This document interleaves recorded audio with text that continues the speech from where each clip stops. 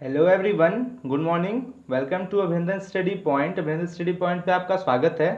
जैसा कि आपको पता है, डेली सुबह 7 बजे करेंट अफेयर्स की क्लास होती है, जिसमें मैं आपको डेली 10 से 15 मोस्ट इंपॉर्टेंट क्वेश्चंस करवाता हूं और इसका एनालिसिस भी करता हूं। दोस्तों, अगर आप इस चैनल पर नए हैं तो सब्सक्राइब कीजिए हमारे चैनल को और बेल आइकन को प्रेस करना ना भूलें आगे सभी न्यू अपडेट्स के लिए। दोस्तों, करंट अफेयर्स आपके सभी एग्जाम्स के लिए काफ़ी हेल्पफुल है। आप इसे डेली देखिए और डेली शेयर भी कीजिए। और आपको बता दें कि आपको मैथ्स की क्लास 10 बजे मिलेगी, जो कि सभी प्रीवियस ईयर क्वेश्चन को सॉल्व किया जाता है, और जीके की क्लास शाम 4 बजे। आपसे देखना ना भूलें। पहला क्वेश्चन है दोस्तों आपका क्वेश्चन ऑफ द डे, जो कि कल हमने आपको दिया था। मई 2020 में निम्नलिखित में से किसने thermal corona combat headgear launch किया है?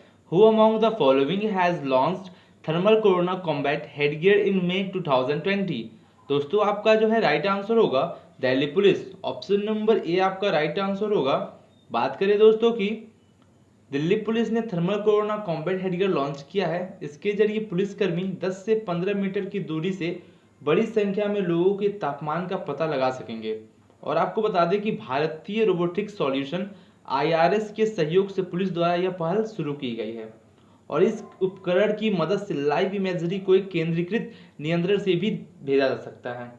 ठीक है दोस्तों, आपको यहाँ तक सब चीज़ें समझ में आ गई होंगी। आपके एग्जाम में पूछा जा सकता है, आप ध्यान रखिएगा। Thermal corona combat headgear Delhi police के द्वारा लॉन्च किया गया है। आइए बात करते हैं आपका दिल्ली के बारे में, जो कि दोस्तों है, इसका फॉर्मेशन हुआ था यूनियन टेरिटरी के रूप में 1956 में। और दोस्तों फॉर्मेशन हुआ था national capital territory of Delhi के रूप में दोस्तों 1 फरवरी 1992। लेफ्टिनेंट गवर्नर है आपका अनिल बैजल जी। चीफ मिनिस्टर अरविंद केजरीवाल, जो कि आम आदमी पार्टी से बिलोंग करते हैं। Deputy chief minister Manish Sisodia ji हैं। और दोस्तों बात करें लिटरेसी की रेट की, 2011 के हिसाब से 86.21%। और सेक्स रेशियो जो है 2011 के हिसाब से ये भी है 868 है प्रति 1000 पर। ठीक है दोस्तों, आपको सभी चीज़ समझ में आ गई होंगी। दोस्तों, आपको बता दें कि आप इस वीडियो को लास्ट तक देखिए। आप बहुत ही इंजॉयमेंट के साथ आपको बहुत कुछ सीखने को मिलेगा। दोस्तों, आप लास्ट तक एक बार जरूर देखिए। आपको ना सीखने मिले तो आप कहिएगा, लास्ट तक जरूर आप बने रहिए हमारे साथ। और अगर आपको वीडियो अच्छी लगी तो सब्सक्राइब जरूर कीजिए चैनल को आगे सभी न्यू अपडेट्स के लिए। आपका नेक्स्ट है जो कि विश्व उच्च रक्तचाप दिवस WHD वर्ल्ड हाइपरटेंशन डे 2020 का विषय क्या है? What is the theme of world hypertension day WHD 2020? दोस्तों, आपका जो है राइट आंसर है, आपने नंबर जांचिए। ऑप्शन नंबर ए दोस्तों आपका जो है राइट आंसर होगा। बात करें कि आपका हर साल 17 मई विश्व उच्च रक्तचाप दिवस WHD को समर्पित है। और इसे 2005 में वर्ल्ड हाइपरटेंशन लीग द्वारा उच्च रक्तचाप और इसकी चुनौतियों के बारे में जागरूकता बढ़ाने के लिए शुरू किया गया था। और आपको बता दें कि विश्व उच्च रक्तचाप दिवस की जो थीम है दोस्तों, अपने नंबर जांचिए। दोस्तों, आपसे थीम से रिलेटेड किसी भी दोस्तों थीम से रिलेटेड आपके एग्जाम में क्वेश्चन जरूर बनते हैं, आप इसे ध्यान रखिएगा। आपका है आगे, उच्च रक्तचाप के कारण स्ट्रोक, दृष्टि हानि, मनोभ्रंश और दिल के दौरे, क्रॉनिक किडनी रोग जैसी कई स्वास्थ्य समस्याएं भी होती हैं। ठीक है दोस्तों, आप ध्यान रखिएगा कि हर साल 17 मई को उच्च रक्तचाप दिवस मनाया जाता है, वर्ल्ड हाइपरटेंशन डे।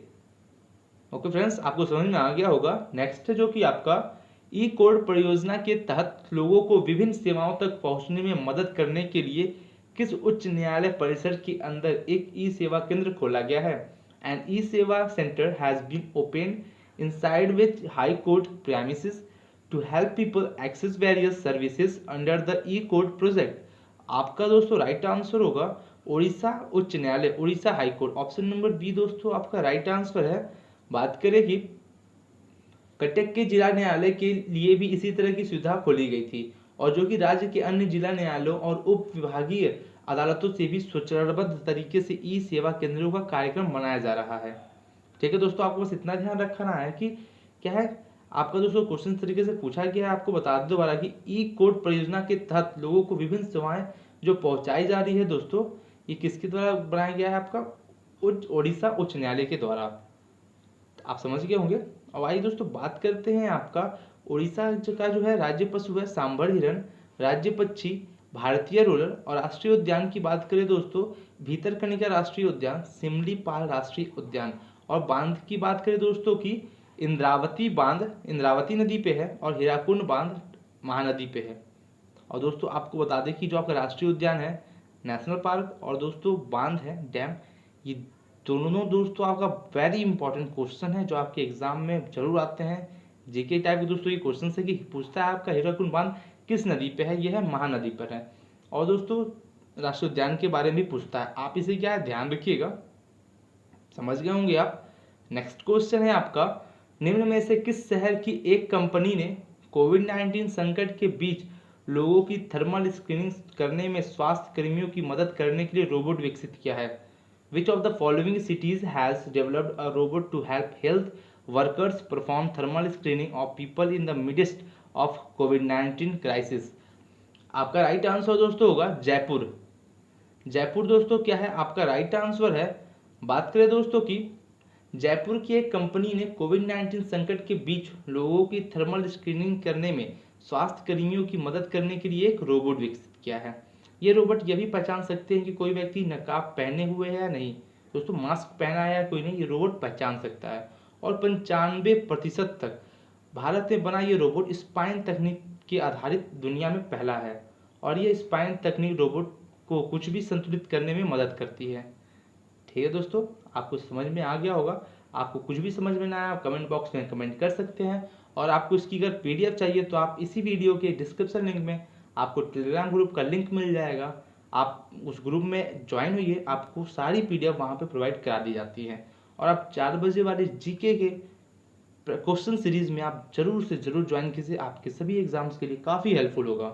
दोस्तों नेक्स्ट है आपका, मई 2020 के पहले सप्ताह में उत्तर प्रदेश के बहराइच वन प्रभाग द्वारा घाघरा नदी में कितने घड़ियाल 42 गैंगटिक छोड़े गए हैं? हाउ मैनी घड़ियाल Gavilis Gangtic have been left in the Ghagra River by Bahraich Forest Division of Uttar Pradesh in the first week of May 2020?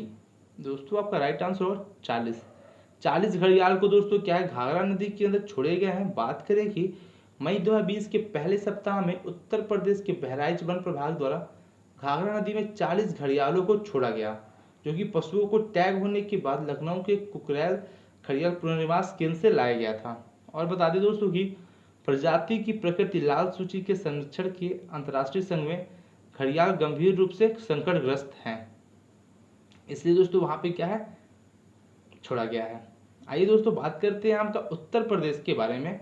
दोस्तों ये जो है राज्य बना था 24 जनवरी 1950 को, इसकी capital Lucknow, number of district 75, governor दोस्तों हैं आनंदीबेन पटेल जी, चीफ मिनिस्टर योगी आदित्यनाथ जी हैं, और members of the legislative assembly 403, जो कि एक मेंबर्स जो है दोस्तों क्या एंग्लो इंडियन मेंबर हैं। आपका लोकसभा सीट 80 और राज्यसभा सीट 31 है, जो कि सभी राज्यों में सबसे अधिक members of the legislative assembly Uttar Pradesh की ज़्यादा है, लोकसभा सीट भी उत्तर प्रदेश की ज़्यादा है और राज्यसभा सीट भी उत्तर प्रदेश की ज़्यादा है अदर सभी स्टेट्स को मिला करके। तो दोस्तों आपके एग्जाम में ये पूछा जाता है कि लोकसभा सीट सबसे ज़्यादा किस राज्य में है, उत्तर प्रदेश, और राज्यसभा सीट सबसे ज़्यादा किस राज्य में है, उत्तर प्रदेश। आप इसे ध्यान रखिएगा। दोस्तों नेक्स्ट है आपको देखते हैं आपका, वित्त मंत्री निर्मला सीतारमण ने स्वचालित क्षेत्र के तहत रक्षा क्षेत्र में प्रत्यक्ष विदेशी निवेश एफडीआई सीमा को 49% से बढ़ाकर कितने प्रतिशत करने की घोषणा की है? दोस्तों वो जो है 74% करने की घोषणा की है। ऑप्शन नंबर डी आपका राइट आंसर होगा।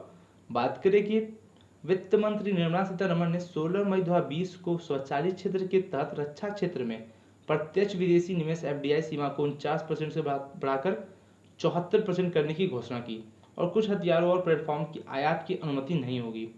और बता दें कि आयुध निर्माणी बोर्डों के बेहतर प्रबंधन के लिए कॉर्पोरेट किया जाएगा और अंततः शेयर बाजार में सूचीबद्ध भी हो जाएंगे। ठीक है दोस्तों, आप समझ गए होंगे। नेक्स्ट देखते हैं आपका जो कि है मनरेगा योजना के तहत देश के ग्रामीण भागों में रोजगार सृजन के लिए कितने रुपए जो कि करोड़ों में आवंटित किए जाएंगे? Under MNREGA scheme how many rupees in crore will be allocated for employment generation in rural parts of the country? दोस्तों आपका राइट आंसर होगा 40,000 करोड़। ऑप्शन नंबर डी आपका राइट आंसर होगा। बात करें कि वित्त मंत्री निर्मला सीतारमण ने 17 मई 2020 को आत्मनिर्भर भारत पैकेज की 5वीं और अंतिम किस्त का अनावरण किया, जो कि मनरेगा योजना के तहत देश के ग्रामीण भागों में रोजगार सृजन के लिए अतिरिक्त 40,000 करोड़ रुपए का आवंटन किया जाएगा। और दोस्तों अप्रैल 2020 के पहले सप्ताह में राज्य आपदा राहत कोष से अग्रिम के रूप में राज्यों को 11,000 करोड़ रुपए से भी अधिक जारी किए गए हैं। ठीक है दोस्तों, आप समझ गए होंगे। नेक्स्ट है जो कि क्वेश्चन आपका, भारत ने किस देश को 30,000 पैथोडिकेट कोविड-19 गुणात्मक RT-PCR टेस्ट किट प्रदान किए हैं? Which country has provided 30,000 pathodetect कोविड-19 qualitative RT-PCR test kits to which country? आपका जो कि राइट आंसर है नेपाल। ऑप्शन नंबर सी आपका राइट आंसर है। दोस्तों बता दें कि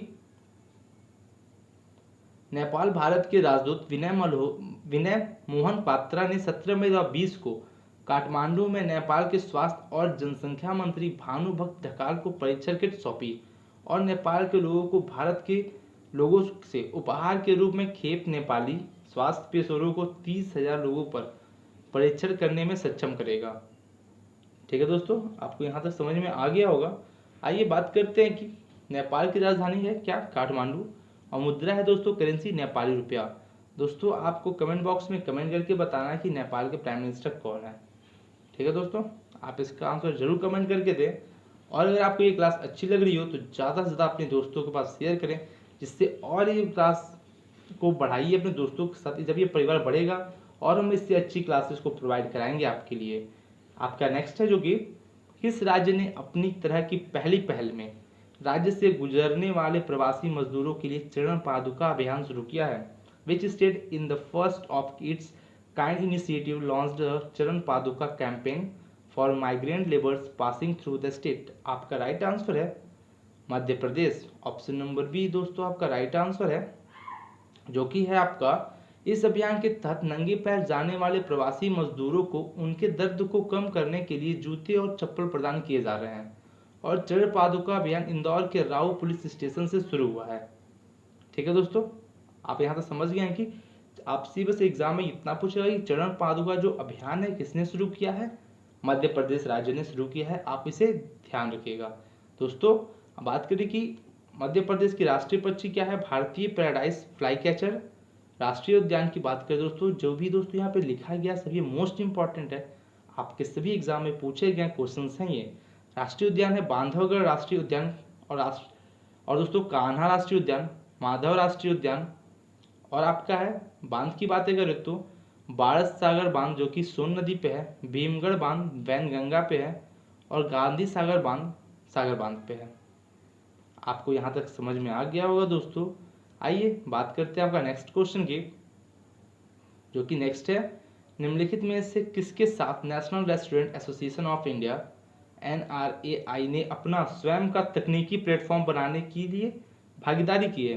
with which of the following has the National Restaurant Association of India NRAI partner to create its own technology platform? आपका राइट आंसर है DotPe. Option number C आपका right answer होगा। बात करें कि यह उन्हें डिजिटल ऑर्डरिंग, बिल चुकाने और संपर्क रहित भोजन के लिए ऑनलाइन भुगतान में सक्षम करेगा। और डॉट पे एक गुड़गांव आधारित 0 to 0 ऑनलाइन टू ऑफलाइन वाणिज्य मंच है जो कि ओमनी चैनल बिक्री बढ़ाने के लिए मदद करेगा। बात करें कि निर्बाध B2B डिजिटल ऑर्डरिंग समाधान भी प्रदान करता है। ठीक है दोस्तों, आइए देखते हैं आपका नेक्स्ट क्वेश्चन जो कि है किस देश की 35वीं सरकार ने कैंसेट संसद में शपथ ग्रहण करके 508 दिवसीय राजनीतिक गतिरोध को समाप्त किया है? Which countries 35th government ended the 508-day political deadlock by swearing in the Knesset parliament? आपका राइट आंसर दोस्तों इजराइल। ऑप्शन नंबर बी आपका राइट आंसर होगा। फुल फैक्ट में बात करें इसका कि नेतानियाहू ने प्रधानमंत्री के रूप में शपथ ली और अपने राजनीतिक करियर के 5वें कार्यकाल के लिए सरकार की कमान संभालेंगे।